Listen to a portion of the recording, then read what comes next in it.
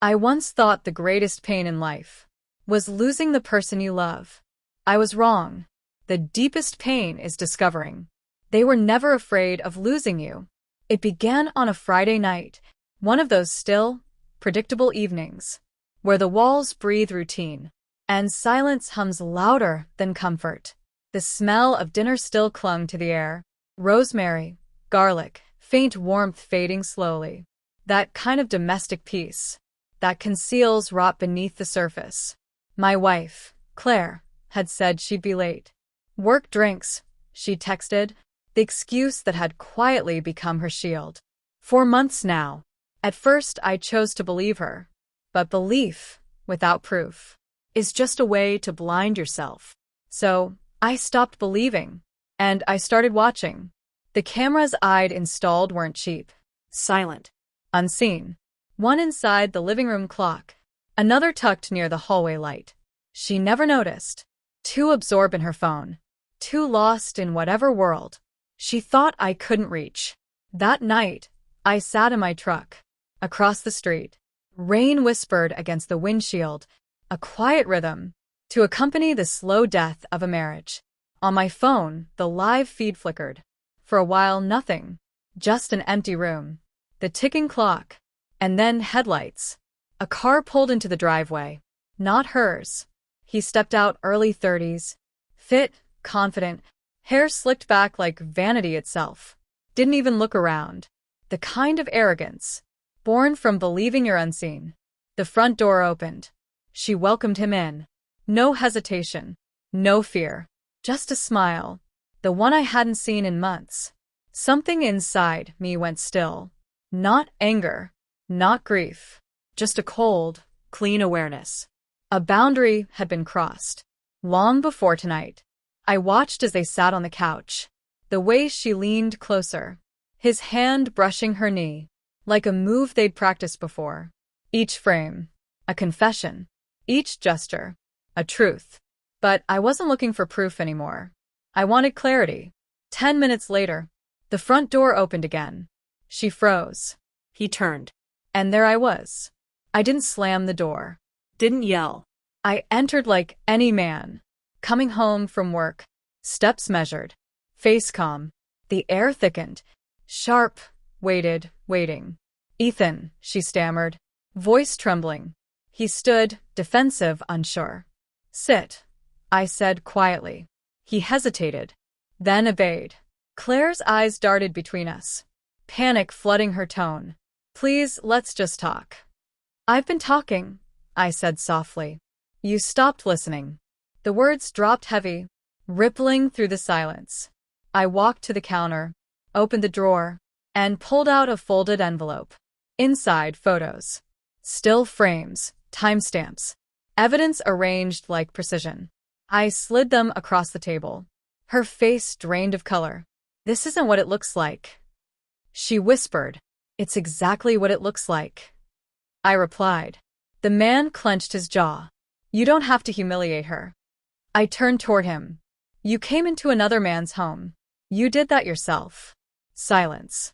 The kind that stretches tight, wrapping around every wall. I leaned back, studying them both. I could call the police. I said evenly. Trespassing. Adultery. Maybe theft. Since you both seem comfortable using what's mine. His expression faltered. The first flicker of fear. Claire's hands trembled. But I stayed calm. No shouting. No chaos. That would only feed them. This wasn't about fury. It was about reclaiming what they'd taken quietly. My control. I picked up my phone, tapped the screen, and turned it toward them. The footage played. The two of them on the couch. Seconds before I'd entered. He went pale. She covered her mouth. Think of it this way, I said softly.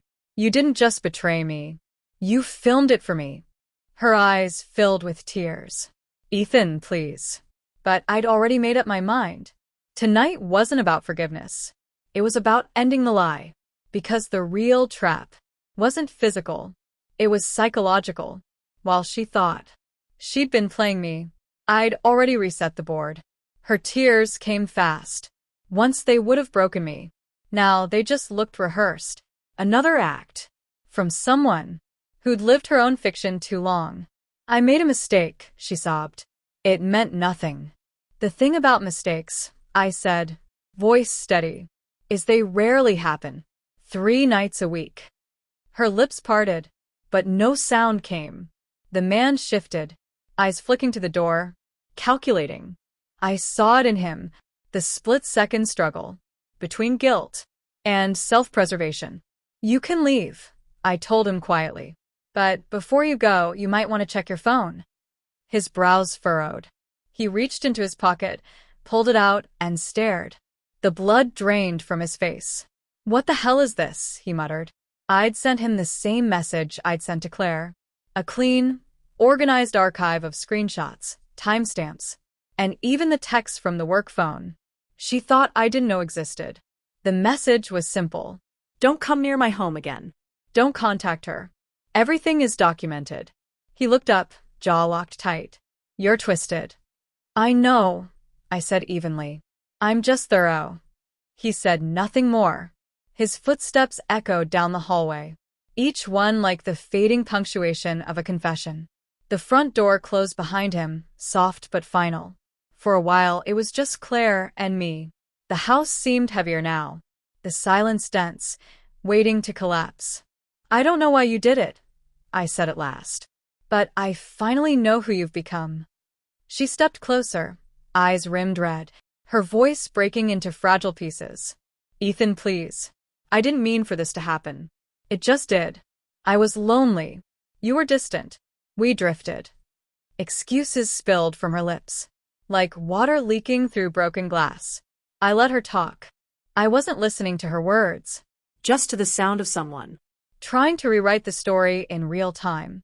You want to know what loneliness is, Claire? I asked quietly. It's sleeping beside someone who's already gone, and you've been gone for months.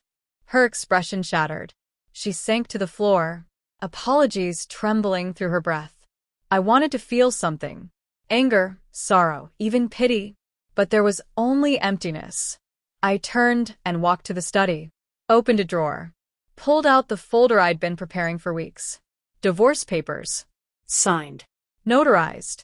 Her name neatly typed beside mine. When I placed them on the table, she stared at them as if they might burn her. You already? Yes, I said. I already did. Her breath caught. So that's it? You're just ending it. I ended it, I said calmly, the moment you brought another man into our home. Tonight was just the truth catching up.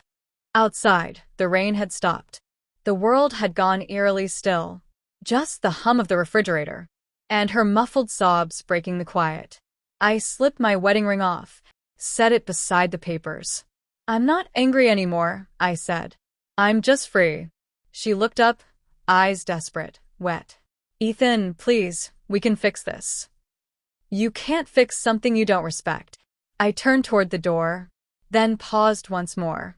There's a key under your name on the mortgage, I said. The house is yours now. The walls, the memories, all of it. I'm done living here. Her voice cracked. Where will you go? I gave a faint, hollow smile. Anywhere that doesn't echo your voice. The night air hit me as I stepped outside, cool, sharp, and honest. I looked back once through the window. She was still there, kneeling on the floor, holding my ring, like it could undo the past. But I felt no ache, no regret, only clarity, because the trap I'd built was never to catch her in a lie. It was to catch myself, to see if I'd still fall for the same illusions, the same false comfort, the same hollow version of love that demanded everything and offered nothing. This time, I didn't fall. I walked away, not as a broken man, but as one finally free. As I drove off, the house shrank in the rearview mirror, the porch light flickering like a dying star. For the first time in years, I didn't look back, because when truth finally burns through the lies, what's left behind isn't pain, it's peace.